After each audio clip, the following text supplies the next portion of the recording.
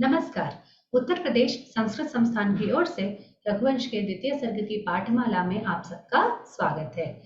यह मॉड्यूल संख्या 24 और हम इसमें पढ़ेंगे श्लोक संख्या 45 एवं 46, 45 एंड 46। तो आइए 45वें श्लोक के उच्चारण से अपना अध्ययन प्रारंभ करते हैं। पहले श्लोक सुनिए। सत्वं मदीयेन शरीरवृत्तिं देहेन निर्वर्तयितुं प्रसीद दिनावसानोत्सुकबालवत्स विसृज्यतां धेनुरियं महर्षेः। एक और बार। सत्वं मदीयेन शरीरवृत्तिं देहेन निर्वर्तयितुं प्रसीद दिनावसानोत्सुकबालवत्सा विसृज्यतां धेनुरियं महर्षेः।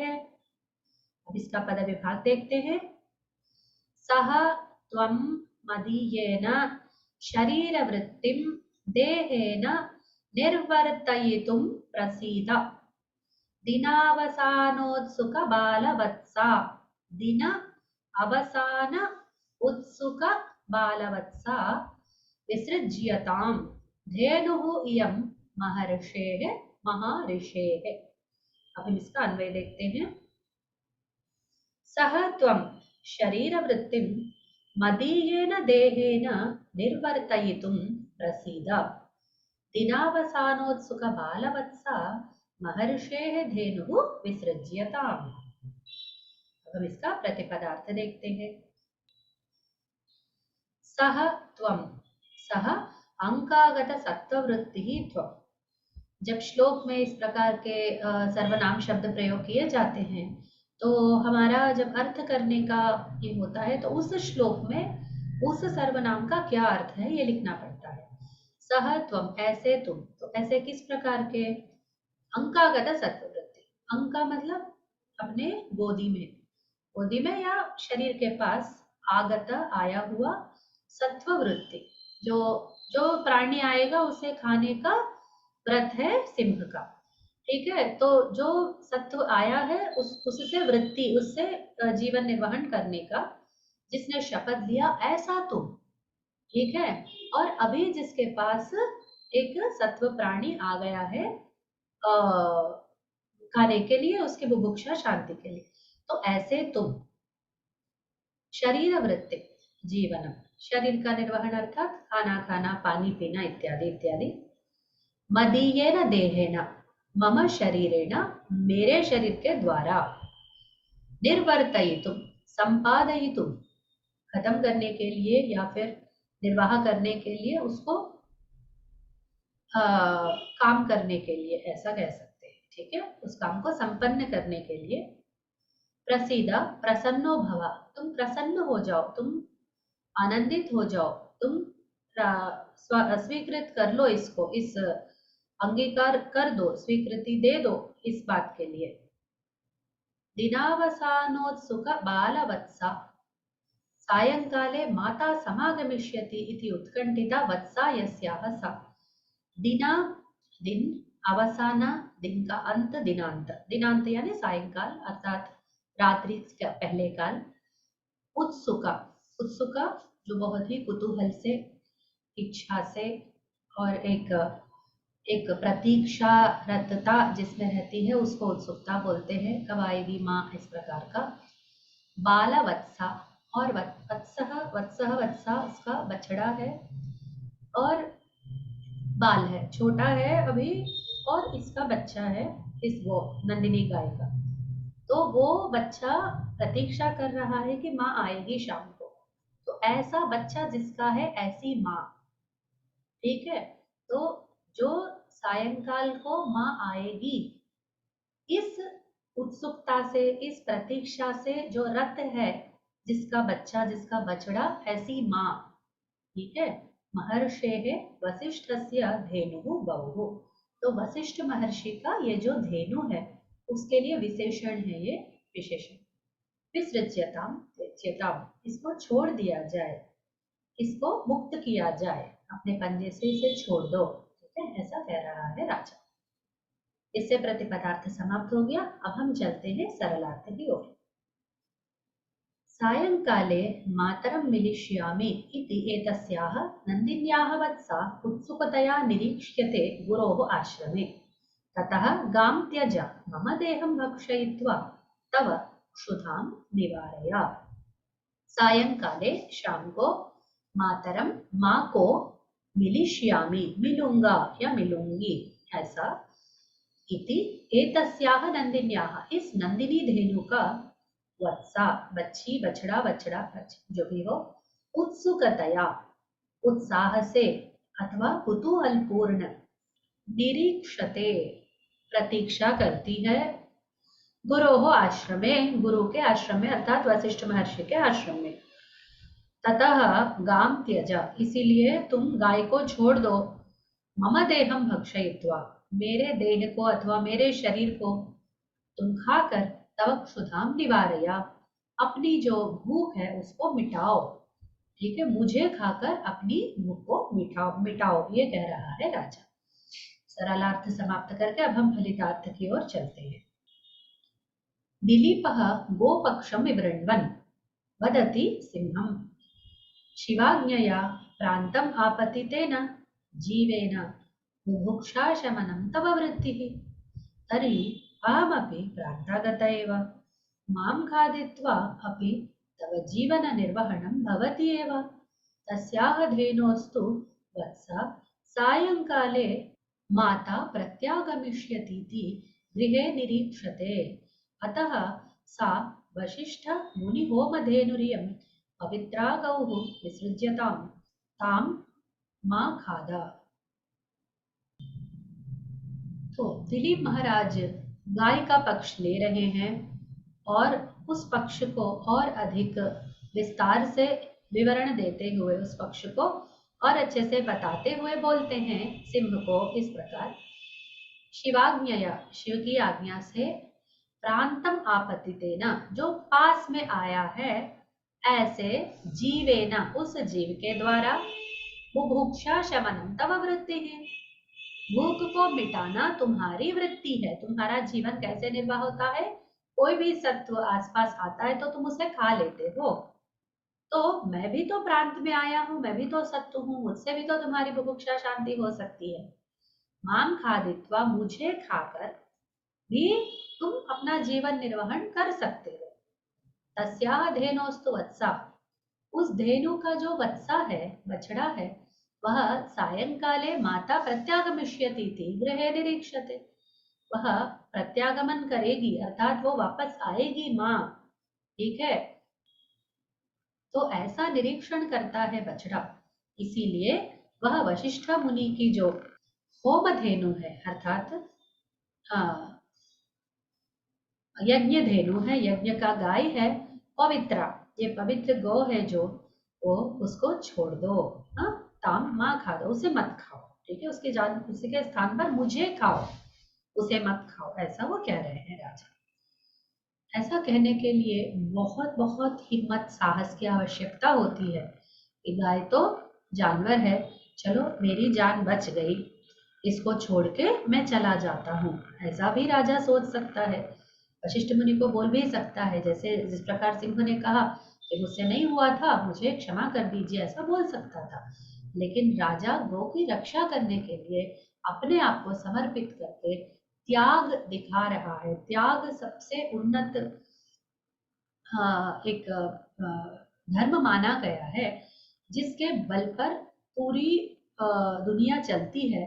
किसी के त्याग के कारण ही हमारा जीवन चलता है। हम किसी के लिए त्याग करते हैं, कोई हमारे लिए। तो गाय की रक्षा के लिए जो इस राजा ने निर्णय लिया है वो सामान्य बात नहीं है। ठीक है, गाय तो जानवर है, पशु है, मैं क्या हूं, मैं मनुष्य हूं, ऐसा राजा ने नहीं सोचा। गुरु की धेनु है, इसकी रक्षा करने के लिए मैं किसी भी परिधि तक जा सकता हूँ, किसी भी सीमा तक जा सकता हूँ, ऐसा राजा यहाँ पर अपना दिखा रहे हैं। अब इस श्लोक के व्याकरणांशों पर दृष्टि डालते हैं, पहले संधियों को देखते हैं। दिनावसानोत्सुक बालवत्सा, दिन अवसान दिनावसान अवसानोत्सुका, अवसाना प्लस उत्सुका, बस वही तक संधि है, बाकी संधि नहीं है। धेनुरियम, धेनु इयम, यह धेनु। ठीक है, समास देखते हैं। शरीर वृत्ति, शरीर से वृत्ति, वृत्ति ही शरीर वृत्ति ही ताम, शरीर वृत्ति को अर्थात जीवन निर्वहन को। दिनावसानोत्सुक बालवत्स, ये बड़ा समास है। दिनस्य अवसानम, दिनावसानम, तस्मिन् दिनावसाने उत्सुको बालश्च असौ वत्सश्च बालवत्सः, एक बालक भी और वत्स भी और उत्सुक भी। दिनावसाने उत्सुक बालवत्सः यस्याः सा, ऐसी धेनु, ये धेनु के लिए विशेषण है। अब हम इसके साहित्य आदि विशेषणों पर दृष्टि डालते हैं। राज्ञः निर्भयत्वं रक्षणशीलता त्यागवृत्तिं च ज्ञापयति इदं पद्य। इस पद्य में हमें क्या दिखता है? राजा का निर्भयत्व, वो डरा नहीं। ठीक है, जब बोलने का अवसर मिला तो उसने झट से बोल दिया कि मुझे खा लो सिंह, उसके गाय की जगह।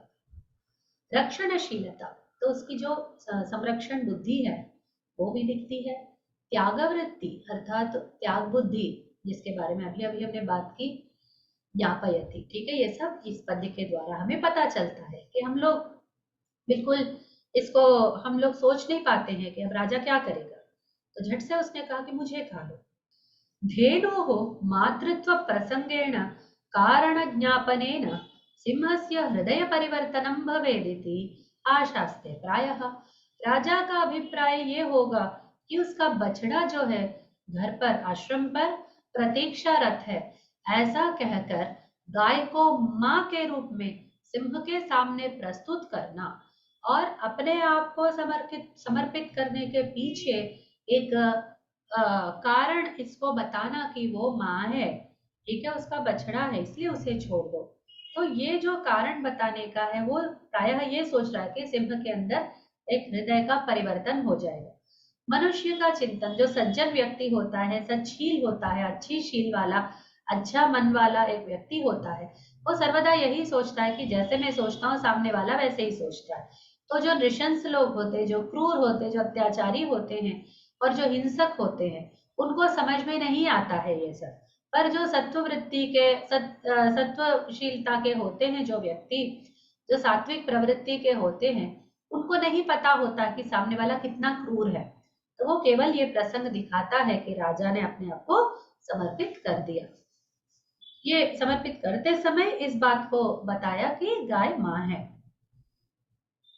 सिंहस्य बलं ज्ञात्वा शिवप्रसंगं च विज्ञाय पराक्रमेण गोरक्षण अशक्तत्वात् विकल्पाभावात् च द्रुतमेव स्वशरीरम् अर्पयति। जब उसने देखा कि सिंह ने उसे जकड़ लिया है, उसको मंत्र शक्ति से बांध दिया और आगे बोलता है कि ये शिव जी की आज्ञा है, तो उसे मानना ही पड़ेगा। तो उसको क्या करना है, क्या करना चाहिए उस समय पर कोई बताने वाला भी साथ में रहता है। ऐसा मौका नहीं है कि भाई गुरु के पास जा दे, पूछ ले कि गुरुजी मुझे क्या करना चाहिए, ऐसा ऐसा। तो ये केवल एक झट से निर्णय लेने का समय है। उसे पता चल गया है कि ये गोरक्षण में नहीं कर सकता अभी, ठीक है, इस सिंह से मैं गाय को नहीं बचा सकता, इसलिए कोई विकल्प नहीं है।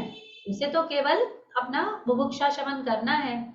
कोई यहाँ आता जाता नहीं होगा, आते से ही उसने झट से पकड़ लिया, तो बस गाय की जगह मुझे खा लो, ठीक है, ऐसा उसने झट से समर्पित कर दिया। अधिक प्रसंगम न करोति राजा झटिति सपदि विषयम वक्ति। राजा आसपास के विषय, इधर उधर अब क्या करूं, मैं बहुत दुविधा में फंस गया हूं, ऐसे कोई शब्द राजा नहीं बोलता है, कोई प्रसंग को नहीं खींचता है, सिंह को कुछ समझाने का प्रयास भी नहीं करता है कि तुम्हें गाय को ना, तुम्हें ये माता है, ये पवित्र है, इसे ना तुम्हें छोड़ देना चाहिए, ऐसे केवल नहीं बोला। उसके स्थान पर मुझे खा लो, एक परिष्कार बता रहा है, जिसको उसे लगा कि यही परिष्कार है, उसने ठक से प्रस्तुत कर दिया, दो पल को भी नहीं सोचा। ठीक है, इसी के साथ ये वाला श्लोक समाप्त हो जाता है, 45वां। अब हम चलते हैं 46वें श्लोक में। ठीक है, पहले मैं श्लोक को पढ़ती हूँ, आप सुनिए। अथान्धकारं गिरिगह्वराणां दंष्ट्रामयूखैः शकलानि कुर्वन् भूयः स भूतेश्वर पार्श्ववर्ती किञ्चिद्विहस्यार्थपतिं बभाषे। एक और बार। अथान्धकारं गिरिगह्वराणां दंष्ट्रामयूखैः शकलानि कुर्वन् भूयः स भूतेश्वर पार्श्ववर्ती किञ्चिद्विहस्यार्थपतिं बभाषे। अब हम इसका पद विभाग देखते हैं। अथ अंधकारम गिरिगह्वराणां दंष्ट्रामयूखैः शकलानि कुर्वन् भूयः स भूतेश्वर पार्श्ववर्ती किंचिद्विहस्य अर्थपतिं बभाषे। अब हम इसका अन्वय देखते हैं। अथ अंधकारं गिरिगह्वराणां दंष्ट्रामयूखैः शकलानि कुर्वन् भूयः स भूतेश्वर पार्श्ववर्ती किंचिद्विहस्य अर्थपतिं बभाषे। अब इसका प्रतिपदार्थ देखते हैं। अथ तदा उस समय, उसके बाद, अंधकारम ध्वांतम तमः अंधकार बस रात का समय जो होता है वही अंधकार, अंधेरा। गिरिगह्वराणाम गुहानाम गुफाओं का, जो कंधर बोलते हैं जिनको पर्वत के अंदर गुफाएं होती हैं वो। दंष्ट्रामयूखैः दशन कांतिभिः, दंष्ट्रा अर्थात हमारे दांत, कांति अर्थात उसका प्रकाश, दांतों का प्रकाश, तो ये बहुवचन है, दांतों के प्रकाश के द्वारा। शकलानि खंडानि, छोटे छोटे खंडों में, कुर्वन् विदधन, तो वो ऐसा करते हुए, ठीक है। भूयः प्रभूतम, बहुत सारा, ससिंहः वो सिंह, भूतेश्वर पार्श्ववर्ती शिवानुचरः, शिव जी का जो अनुयायी है, सेवक है। किंचिद विहस्य, ईषद परिहस्य, अर्थपतिम नृपम, उस राजा को, बभाषे अवदत, उससे बोला, राजा से बोला। इस प्रकार ये प्रतिपदार्थ समाप्त हो जाते हैं। अब हम चलते हैं सरलार्थ की ओर। अथ शिवस्य निकटवर्त्यनुचरः पर्वतबिलतमः दंष्ट्राकान्तिभिः अंधकारं निरस्यन् किंचिदास्यं कृत्वा भूयः नृपम् उवाच। तो शिव जी का जो ये निकटवर्ती, पास में रहने वाला अनुचर है, वह पर्वत बिलतमा, तो पर्वत के बिल के अंदर, बिला अर्थात गुफा, गुफा, जो गुफा के अंदर जो बहुत ही अंधकार है, अंधेरा है, उस अंधकार को दंष्ट्रा कांति भी, तो अपने जो दांतों की कांति है अर्थात प्रकाश है, उसके द्वारा, उन कांतियों के द्वारा, उन किरणों के द्वारा, अंधकारम निरस्य, उस अंधकार को दूर करते हुए, थोड़ा सा हंसते हुए, किंचित हास्यम कृत्वा भूयः नृपम उवाच, जब राजा ने अपने आप को समर्पित कर दिया कि भाई तुम गाय को मत खाओ, मुझे खाओ, तो सिंह को हंसी आई और अपने हंसी से उसने मुख खोला, तो पूरी पर्वत गुफा जिसके अंदर गाय को उसने पकड़ा था, तो वहां पर पूरी गुफा अंधेरे से भरा हुआ था, पूरी गुफा भरी हुई थी अंधेरे से। और ये इसके मुख खोलने मात्र से, इसके दांत इतने कांतिमान है, इतने प्रकाशमान है, इतने प्रकाशमान है कि उसको उसके कांति से पूरी गुफा प्रकाशित हो गई। ठीक है, फिर उसने राजा से ऐसा कहा। क्या कहा वो अगले श्लोक में रहेगा। अब हम इसके फलितार्थ को देखते हैं। नृपस्य वचांसि श्रुत्वा सः महेशस्य अनुगामी केसरी किंचित हसित्वा प्रत्युत्तरं जगाद। तस्य मुखोद्घाटनेन दन्तानां कान्तिः गुहायां व्याप्ता, तया अंधकारः प्रनष्टः। नृप के यानी राजा के बातों को सुनकर वह शिव का अनुचर, अनुगामी, वह सिंह किंचित हसित्वा, थोड़ी सी हंसी करके, अर्थात इस प्रकार हंसते हैं, अरे क्या बात कर रहे हो, तो थोड़ा सा परिहास करते हुए और थोड़ा सा इस प्रकार जैसे चिढ़ाते हुए, प्रत्युत्तरम जगाद, उसने समाधान दिया। और जब वो समाधान देने के लिए मुख खोला, हंसने के लिए मुख खोला, तस्य मुखोद्घाटनेन, उसके मुख खोलने से दंतानाम काति, उसके दांतों का प्रकाश गुहायाम व्याप्ता, पूरी गुफा में प्रकाश व्याप्त हो गया। तया अंधकारः प्रनष्टः, उससे गुफा के अंदर तो अंधकार ही रहता है, कुछ दिखाई नहीं देता अधिक, तो पूरा नष्ट हो गया। ठीक है, वो खत्म हो गया, वहां पर प्रकाश छा गया, वहां पर सब दिखने लगा जब सिंह ने दांतों को खोला। अब हम इसके व्याकरणांशों को देखते हैं। अथांधकारम, अथ प्लस अंधकारम, किंचित विहस्यार्थपतिम, किंचित विहस्य, किंचित विहस्य, तद में बदल जाता है, विहस्यार्थपतिम, विहस्य प्लस अर्थपतिम। अब समासों को देखते हैं। गिरिगह्वराणा, गिरेः गह्वरः, गिरिगह्वरः तेषां, गिरि अर्थात पर्वत, पर्वत के कंधर अर्थात गुफा इत्यादि उनके। भूतेश्वर पार्श्ववर्ती, भूतानाम ईश्वरः भूतेश्वरः, भूतेश्वरस्य पार्श्ववर्ती भूतेश्वर पार्श्ववर्ती।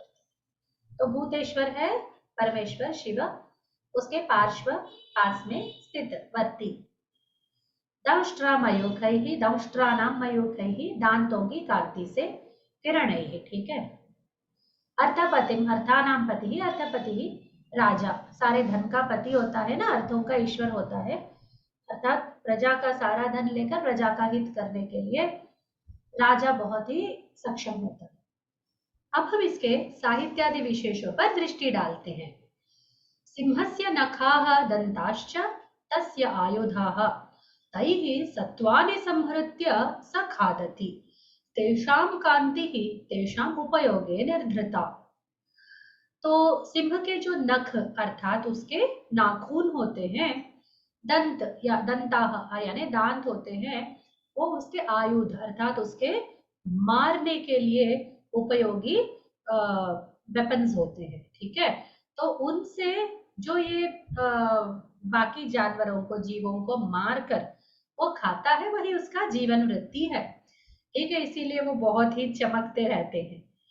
और ये सिंह देव का भी है, देवता सिंह है, दिव्य सिंह है, इसीलिए उसकी कांति, जो उसका प्रकाश है, उसकी चमक है, वो अत्यधिक है। नाखूनों की और दांतों की चमक सिंह में अत्यधिक होने की संभावना तो है ही, क्योंकि उसका बहुत उपयोग भी करता है और यह सिंह दिव्य भी है इस कारण से। हसनाय मुखोद्घाटनं सपदि अंधकारस्य शकलीकरणात् तेषां दंष्ट्राणां तीक्ष्णत्वं ध्वन्यते। तो वो कितने तीक्ष्ण है, तीक्ष्ण अर्थात कितने शार्प है, कितने वो नोक वाले हैं।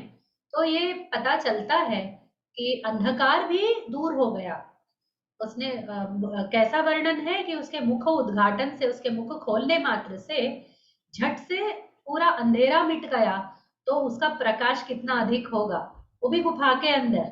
ठीक है, यहाँ पर अतिशयोक्ति अलंकार बोल सकते हैं। ठीक है, ये अतिशयोक्ति के अंदर आ सकता है, पर ठीक है, ये दिव्य सिंह है इसीलिए। दंतानां कांतिः तीक्ष्णत्वं च भीति कारणानि अपि भवेयुरिति अंतर्भावः। इससे ये पता चलता है कि जिसके मुख खोलने मात्र से गुफा में अंधेरा भाग जाता है, उसके नाखून, और उसके नाखूनों की बात नहीं हुई है, खैर यहाँ पर मैं बता रही हूँ आपको, तो केवल दांतों की बात हुई है। तो दांत कितने उसके तीक्ष्ण होंगे, कितने भयंकर होंगे, कितने भयानक होंगे, बहुत डर लगता होगा उनको देखकर, जिनसे वो पशुओं को पकड़कर, जानवरों को पकड़कर मारता होगा, उन दांतों से जकड़कर मारता होगा। तो यही भावना, ये सब इससे ध्वनित होते हैं। तो इसी के साथ ये वाला श्लोक भी समाप्त हो जाता है, ये वाला मॉड्यूल भी समाप्त हो जाता है। अगले मॉड्यूल में पुनः मिलेंगे, तब तक के लिए शुभमस्तु। हरि हरि ओम।